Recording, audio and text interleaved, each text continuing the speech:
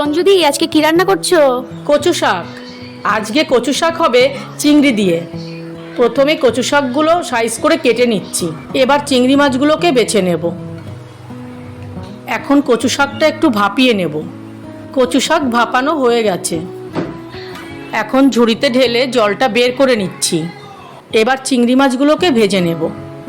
তারপর কড়াইতে তেল দিলাম। এবার পাঁচফোড়ন দিয়ে দিলাম, সঙ্গে দুটো শুকনো লঙ্কা। এরপর থেতো করা রসুন ও পেঁয়াজ কুচি দিয়ে দিলাম। ভাজা হয়ে আসলে কচু শাকটা দিয়ে দিলাম। এখন পরিমাণ মতন লবণ আর একটু হলুদ দিয়ে নাড়িয়ে নিলাম। একটু জল টেনে আসলে কাঁচা লঙ্কা আর চিংড়ি মাছ দিয়ে দিলাম। এবার কচু শাকটা শুকিয়ে না আসা পর্যন্ত নাড়াতে হবে। সবশেষে স্বাদ মতো চিনি দিয়ে দিলাম। আমার কচু শাক এখন পুরোপুরি রেডি। বাহ সঞ্জুদি, দেখেই তো লোভ লেগে গেল।